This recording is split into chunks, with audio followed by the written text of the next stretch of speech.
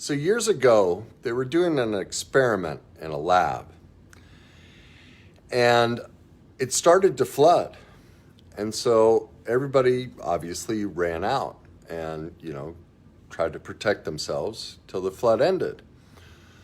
Well, when they came back, they had to leave all the animals in the cages. Obviously they couldn't let the animals out from the experiment. Well, when they came back, I believe it was dogs. I always forget exactly which animal, but I believe it was dogs. When they came back after the water had receded and opened up the cages for the dogs wouldn't leave. They stayed huddled, frozen in their cages.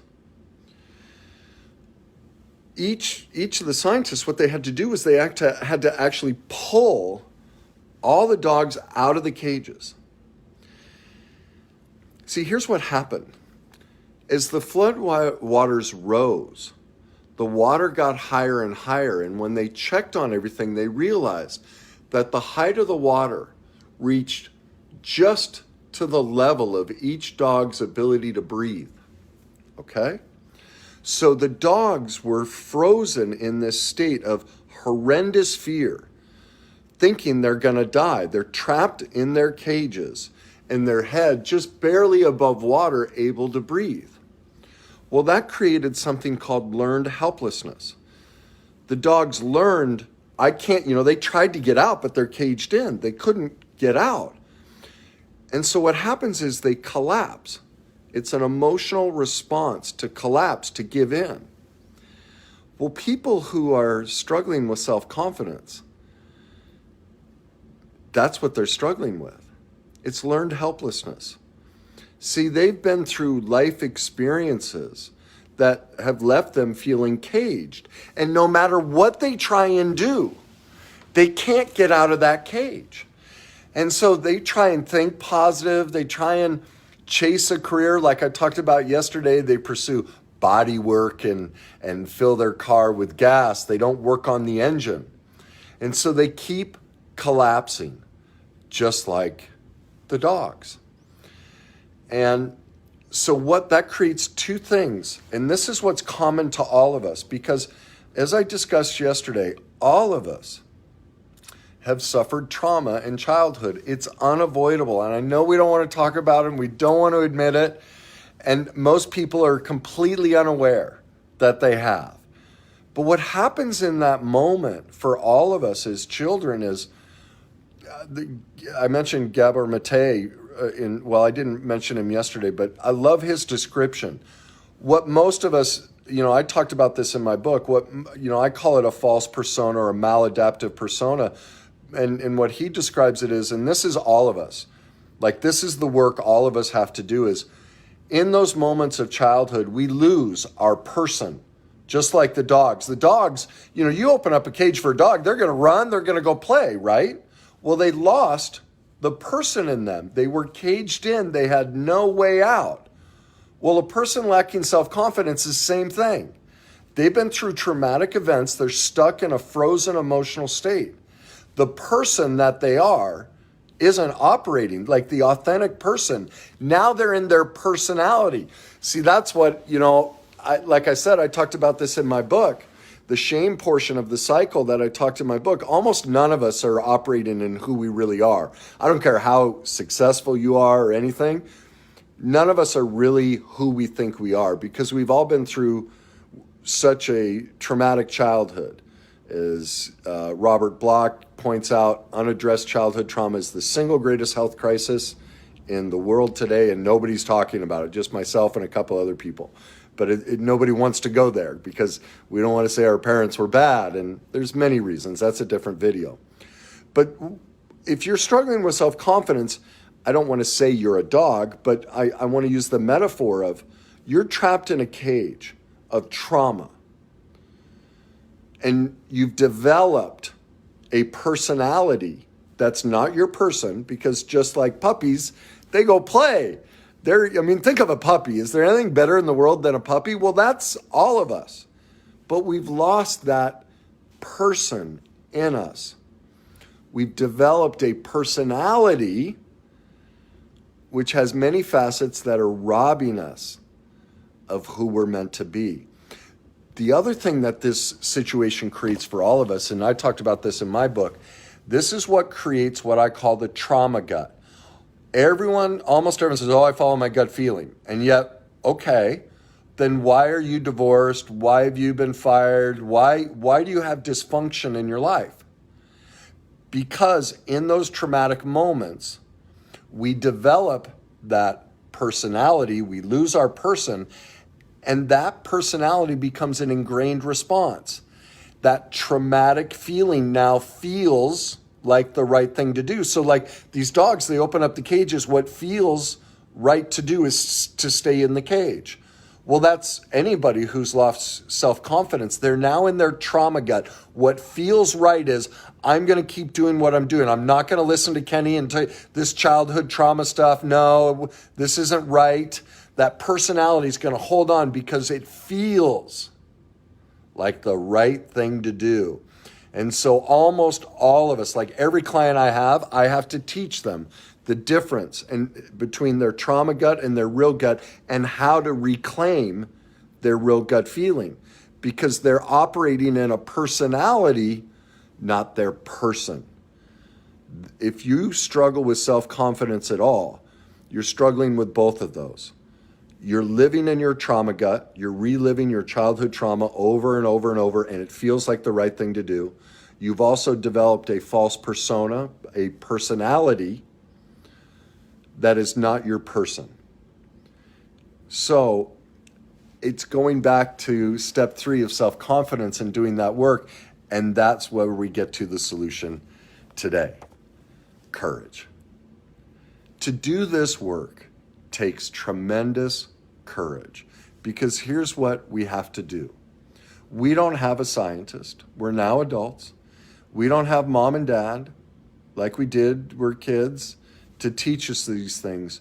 We have to, on our own, take that broken part of ourselves and pull it in and out of that kennel. These dogs were caged in kennels, and that's how they broke the pattern for the dogs, is they pulled them in and out of the cage, teaching them how to find their true person, how to find their true gut feeling, how to learn to be a dog again and go play and have expression and pursue their authenticity, pursue what I call our greatness.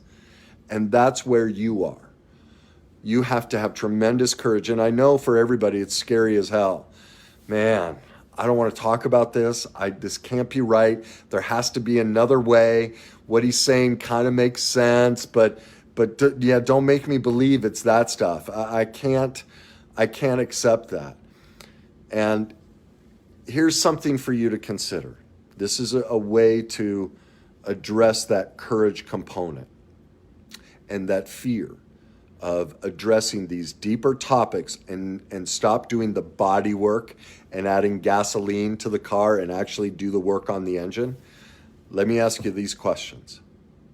How much has it cost you spiritually, financially, emotionally, relationally, with your wife, your kids, your husband? How much has it cost you in your life to ignore dealing with this trauma, to be focusing on everything but these deeper issues that I'm always talking about? A lot of people just tune me out. I don't want to go there. And so I lose a lot of followers because I go to the cause. I don't treat symptoms. Like most of the stuff out there is all symptom-based. But the science is overwhelming. Until you go back and reclaim the person that we all were before the childhood trauma, you never walk in the person you're meant to be, or as I call it, your greatness. And so that's the question to ask yourself. How much has it cost you to try everything but the real solution? And secondly, are you willing to continue paying that cost? Now, think about it. Three months from now, 6 months from now, 1 year from now, 5 years from now, looking at where you are, and if you continue not to display courage and not to go at this and not to dig in and learn how to pull yourself out of that cage, and you continue following your trauma gut, not reclaiming your true gut feeling, and you keep struggling financially, emotionally, spiritually, relationally, 1 year, 3 years, 5 years from now, can you see that? We all can. You can immediately see how dark that life will be. Are you willing to continue paying that cost? Some people are, and that's okay. But if you're not, then the solution to get your courage back, or the solution to get your self-confidence back, is to have the courage to go face these deeper issues, the real issues. This is where the solution lies for all of us. It's not some of us. Every single one of us has been through tremendous trauma in childhood. As I pointed out yesterday, if you have any secret from your parents, if there's anything they don't know about you, that's a sign you've been through horrific trauma, because you are so afraid that they might know who you really are. So you developed a personality to show them and the world. And you're showing it to all of us. That's not your person. That's, as I call it, your greatness. Are you willing to let that go? Or are you willing to continue paying the cost of living in that personality, of not addressing this trauma and saying and denying it and say it's not true? If you are, well, at least now you know you're making the choice to keep your self-confidence low. See, that's the thing. You're not to blame, and your parents aren't to blame. Blame is when somebody actually knows they're doing this to you. And since as a culture, we don't talk about this, and no one in personal development goes down this road.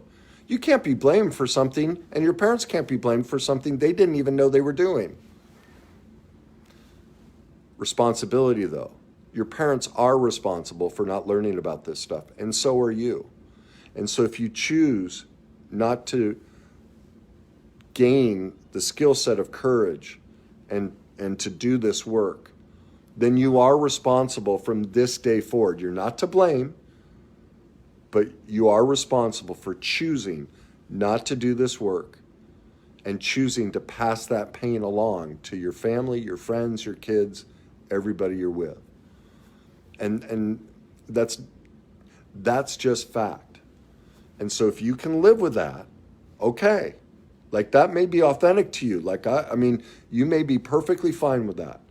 Well, then good for you. I mean, I'm always in support of you doing what's best for you. Only you can decide that. But that's the decision in front of you. The solution, step forward to self-confidence, is courage. And asking yourself, how much does it cost me? Am I willing to continue paying that cost? And if I extend that cost out over the next 1 to 5 years, and I see how dark and ugly it is by not choosing to do this work, am I willing to pay that cost? If you're not, then go back and watch video 3. It's time to either work with a professional or go become an expert in all the pain that you've ignored and haven't addressed. That's the solution, okay? As I said originally, this was going to be 3 videos, and I realized, no, I have to walk them through the full process. So there's one more tomorrow, the 5th step, that most people would never even consider. Is very important to regain our self-confidence. And I think you'll find out when you put these 5 videos together, you have a complete blueprint on where to get started and what's keeping you from your greatness. And as I said yesterday, it's my personal opinion, this is very selfish, but please don't rob us of your greatness. Like, there's nothing better in the world than watching somebody walk in their person, not their personality. And I know for me, I love greatness. Watching a bricklayer. You ever watch a bricklayer? Somebody who's just really good. Like, I can sit and watch greatness for days. And that's why I get so excited about all this. I love watching greatness. And so my personal selfish hope is you choose to do the work, but you do what's best for you. So anyway, there's step 4. One more to go. We'll see you tomorrow. I hope you're having a great day.